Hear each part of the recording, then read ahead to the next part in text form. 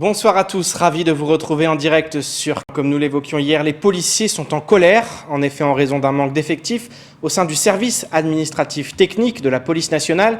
Des retards de salaire sont déplorés. Si les choses rentrent progressivement dans l'ordre pour les syndicats, cette situation révèle le manque de moyens humains au sein de la police nationale à Mayotte. Malgré les nombreuses annonces de renfort d'effectifs, le compte n'y est pas pour les représentants syndicaux. Au montage, Leslie Vimenet. Le SATPN, service administratif technique de la police nationale, est rattaché à la préfecture de Mayotte. Le service n'est pas directement géré par la direction territoriale de la police nationale. Problème, le directeur et le directeur adjoint ont été mutés et n'ont pas été remplacés. Les effectifs sont ainsi passés de 5 à 2 agents, insuffisants pour verser à l'heure les primes et les salaires des près de 700 fonctionnaires de police du territoire. En effet, on a été saisi par nos collègues. On peut dire aujourd'hui qu'il n'y a pas de pilote directement au SATPN. C'est ce qui pose les nombreux dysfonctionnements qu'on a relevés. Aujourd'hui, en fait, quand je vous parle maintenant, la DIRCAB, Madame Laurence Carval, qu'on a contactée, a pris le relais justement parce qu'il n'y avait pas de pilote au SAT. Il faut savoir qu'au SATPN, il y avait 2 cadres A. Les 2 cadres A sont partis.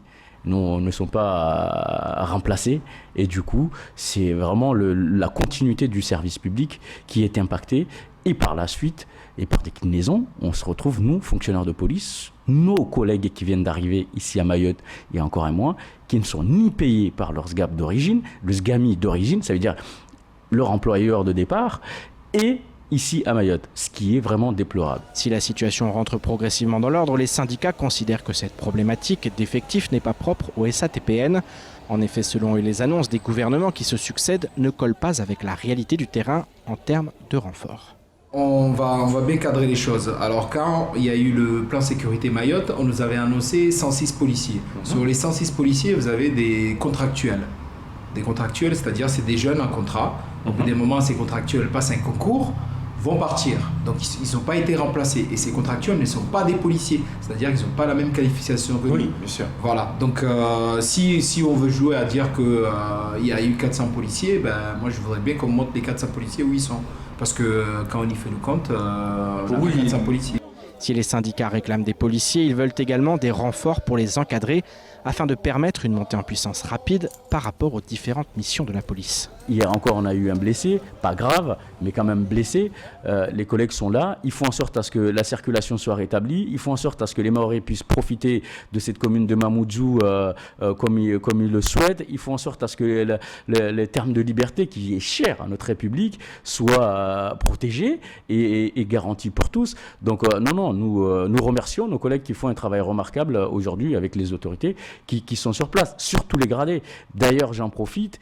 À Mayotte, nous avons besoin réellement aussi de gradés. Le taux d'encadrement doit augmenter pour mieux prendre en considération les besoins opérationnels aujourd'hui à Mayotte.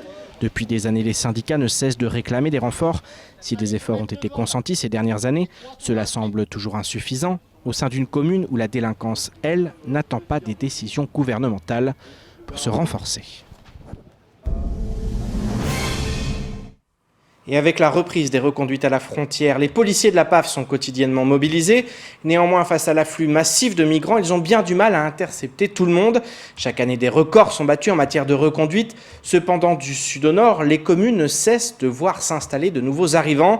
C'est notamment le cas à Bouéni, commune de France où le Rassemblement national a réalisé le meilleur score lors des dernières élections européennes. Je vous propose d'écouter le maire réélu qui évoque la nécessité de lutter plus efficacement contre l'immigration. Oui, j'ai demandé plus de présence de la police au sud parce que avant il rentrait par le nord à Mtamboro, il bitchait à Mtamboro, mais de plus en plus il rentre à Mtamboro mais il descend au sud, soit à Bouéni, à Kani ou dans la commune de Mandélé, Mtambou et consorts pour bitcher ici. Donc que les intercepteurs ils travaillent jour et nuit pour effectivement empêcher que les Kwassa rentrent dans la zone maritime de Mayotte. Également ici que les forces de l'ordre soient beaucoup plus actives dans les villages et notamment qu'ils viennent à des horaires où ils peuvent avoir des personnes en situation irrégulière. Parce que le souci c'est que Les interventions, moi, ça fait partie des choses que je l'ai dit. Hein. Ils viennent faire des interventions entre 8 heures et 15 heures, par exemple, dans la journée. Sauf que dans la journée, ces personnes-là, ils sont dans les champs, ils sont dans les chantiers, ils circulent plus. Et place maintenant au reste de l'actualité locale avec notamment la condamnation en appel du chef de la brigade anti-bac ou encore le conseil départemental primé aux assises de la biodiversité. Au montage, Leslie Vumenet. Le 30 octobre dernier, un individu était jugé pour des faits de violence avec circonstances aggravantes sur 3 agents de la BAC. Les faits remontent au mois d'avril dernier. Un équipage de la brigade anticriminalité procède à l'interpellation d'un individu recherché. Rapidement, les choses s'enveniment et une vingtaine de jeunes, encouragés par Azad Ibrahim, chef de la brigade anti-BAC, s'en prennent aux fonctionnaires à grand renfort de pierres et de bâtons, les blessant sévèrement. Menotté au véhicule, le malfrat s'adressera en shimaoré aux jeunes réunis autour pour leur dire « Tuez-les, ils ne sont que 3, ils ne tireront pas ». À l'issue du procès en première instance, Azad Ibrahim avait été condamné à 30 mois de prison ferme, une décision dont il a fait appel et qu'il a menée hier devant la chambre d'appel de Kaweni. Cette fois, les juges ont été moins cléments puisqu'il a été condamné à 6 ans d'emprisonnement et une interdiction définitive du territoire français. Pour la 3e édition du Prix national du génie écologique, les différents projets lauréats ont été présentés lors des Assises nationales de la biodiversité qui se sont tenues du 7 au 9 octobre à Massy. L'objectif du Prix national est de valoriser des projets de génie écologique exemplaires par leur conception, par les techniques employées ou par leur intégration au contexte socio-économique local. Au titre du conseil départemental de Mayotte, Raïssa Andoum, 3e vice-présidente en charge de l'aménagement et du développement durable, a reçu un des 8 prix dans la catégorie protection et restauration des sols et de leurs fonctions pour son projet expérimentation d'itinéraires techniques de reboisement de terrains érodés à Mayotte, utilisant des espèces indigènes et des endomycorhizes. Selon Raïssa Andoum, ce projet s'inscrivait dans une vision d'ensemble des enjeux liés à la biodiversité. Elle a fait part de sa fierté de voir l'engagement du département reconnu à l'échelle nationale. Une délégation du CESEM s'est entretenue le 2 octobre dernier avec le directeur régional de Corsair pour partager l'actualité du moment. L'Assemblée s'est félicitée du retour de la compagnie aérienne à Mayotte. L'objectif à moyen et long terme pour Corsair est de réaliser des vols directs. À cet égard, le CESEM note que la stratégie tarifaire se déploiera à 2 niveaux. Au niveau régional avec un aller-retour Mayotte-Réunion avec bagages en soute à partir de 198 €. S'agissant du trajet Mayotte-Paris via la Réunion, il y aura un tarif additionnel de plus ou moins de 80 € en fonction de la saison au prix Réunion-Paris aller-retour. Selon le dirigeant, les tarifs d'appel devraient être largement disponibles compte tenu de la capacité de l'avion. 3 classes seront proposées, Premium, Business et Économique. Le CESEM a exprimé la forte demande des Mahorais sur la ligne Dzaoudzi Réunion-Paris.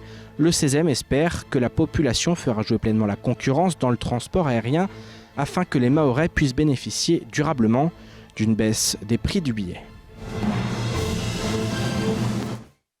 On termine ce journal avec l'ADI qui, du 5 octobre à ce vendredi 9, organisait, comme chaque année, une semaine d'ateliers et de formation destinée aux micro-entrepreneurs, mais aussi aux futurs entrepreneurs.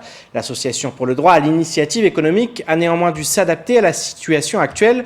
Au regard du contexte sanitaire, cette semaine d'atelier s'est notamment déroulée numériquement, ce qui ne l'a pas empêché de rencontrer son public. Un reportage signé Paul-Arthur Avit. Les bases de la micro-entreprise, les clés pour bien démarrer, comment développer son activité avec les réseaux sociaux ou encore comment gagner des clients, tels étaient les thèmes des différentes journées de cette campagne dédiée à la micro-entreprise. Une campagne qui pour la première fois se voit digitalisée. La campagne étant 100% digitale, la question s'est posée évidemment de l'accès pour les clients de l'ADI à Mayotte, pour les porteurs de projets à ce genre d'outils. On a été très agréablement surpris dans la mesure où on a eu plusieurs dizaines de participants sur plusieurs centaines même sur l'ensemble de la semaine entre Réunion et Mayotte qui se sont inscrits et qui ont participé aux différents ateliers. Donc c'était pour une première en tout cas un joli succès en termes de taux de participation. Une campagne qui a su donc trouver son public sur Mayotte. Les micro-entrepreneurs qui l'ont suivi ont pu travailler sur différents thèmes, tous en lien avec le milieu de l'auto-entrepreneuriat. On a échangé sur des ateliers avec des thématiques assez différentes. Ça allait du b.a.-ba de la micro-entreprise, à savoir comment, quand on se lance avec une micro-entreprise, quelles sont les étapes, quelles sont les démarches, quels sont les outils à connaître en termes d'obligations et de droits. Donc ça permettait à des personnes qui ne connaissaient pas le statut auto-entrepreneur, par exemple, de s'informer là-dessus, de poser des questions en direct et d'avoir des réponses donc, de nos spécialistes conseillers. C'était aussi des ateliers pour du développement, donc par exemple comment développer son activité sur Facebook, donc avec des trucs et astuces sur comment créer un compte professionnel, comment développer sa notoriété et diversifier sa stratégie commerciale grâce aux réseaux sociaux. Des conseils qui permettent à ces entrepreneurs de pouvoir se lancer en mettant toutes leurs chances de leur côté. Une semaine d'ateliers qui font sens aujourd'hui. En effet, avec la crise sanitaire, beaucoup d'entreprises ont du mal à se relancer. Aujourd'hui, donc, un certain nombre d'entreprises ont pu reprendre avec l'amélioration, on va dire, de la situation sanitaire sur le département. En revanche, les conséquences restent lourdes en termes de perte de chiffre d'affaires, en termes de capacité justement de rebond. Et c'est pourquoi il faut vraiment continuer à les accompagner aujourd'hui plus que jamais, au travers notamment d'ateliers qui leur permettent de trouver des nouvelles idées, de trouver une nouvelle manière de rebondir pour leur activité et donc se lancer dans les meilleures conditions ou se relancer suite à la crise sanitaire. Un coup de main qui ne sera pas de refus pour tous les micro-entrepreneurs qui tentent de relancer leur entreprise à la sortie de cette crise sanitaire. Et c'est ainsi que s'achève cette édition. Merci de nous rester fidèles sur KTV. Je vous donne rendez-vous lundi dès 19h pour tout connaître de l'actualité locale. Excellent week-end sur Kwezi.